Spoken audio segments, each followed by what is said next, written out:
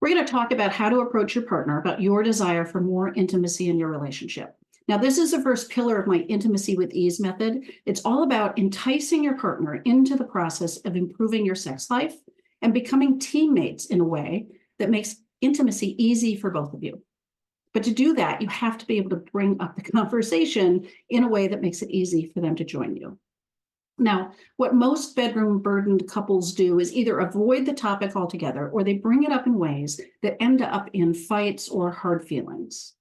So what happens is that at least one of you ends up feeling defensive, inadequate, or hopeless, and nothing actually gets better in the bedroom.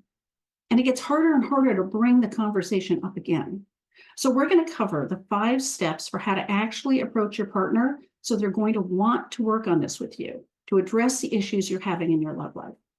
So how well did the two of you talk about difficult topics in general? Are you experts at staying on the same team when you have differences of opinion or competing? This is so important. That's why the very first step is to master the communication skills that allow you to talk about the toughest subjects so that you can work as a team instead of alienating your partner or making them feel defensive. Good communication creates connection. And you need connection for intimacy. How are you going to have the intimacy and sex you want if your communication causes disconnection instead?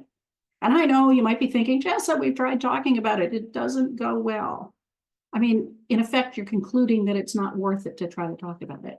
But the thing is, communication is a skill. There are tools that you can learn and use so that you can be heard and so that your partner can be heard. What if you could communicate in a way that totally changed the conversation? You can lead this change in how the two of you talk about this. Because if you don't know how to communicate well and keep the conversation connected and supported, you're likely to drive your partner away and continue to have sex be a point of tension or conflict in your relationship. You need to learn the 3 most important skills and a framework for these conversations that allow you to feel heard and results in both of you feeling like you're on the same page, the same side of the table, working towards a win-win. Now, step 2 is you have to get clear on what you think is going on, your perspective on what's happening and how you got here. Because when you do this, you're going to be able to identify what's going wrong and what you would like to be happening instead. So this means you're focused on a positive outcome instead of just focusing on the past, okay? Then step 3 is to figure out how you are part of the problem. Every situation is co-created.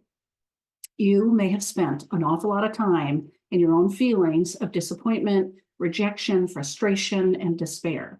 And you might have been focusing on your partner's lack of desire and the lack of sex in your relationship. But if you keep focusing on what they aren't doing, they will keep feeling broken and guilty, and they're not actually empowered to change anything. The truth is, you have a lot to do with why sex has become difficult. And it's crucial to focus on your own steps in this dance so that your partner sees you take responsibility rather than just blaming them. That encourages them to do the same thing.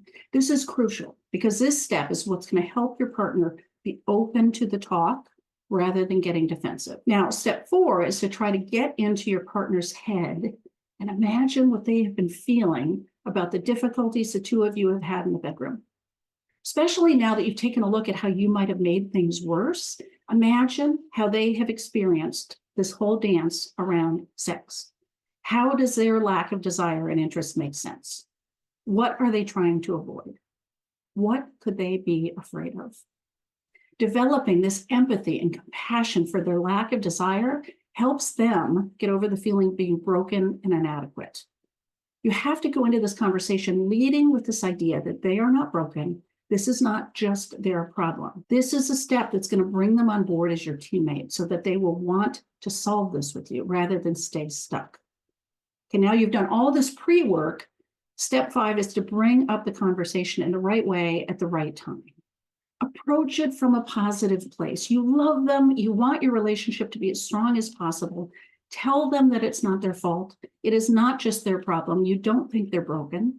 Tell them you've realized that plenty of it is on you. Show them that you're willing to look at your side, take accountability, and be willing to change.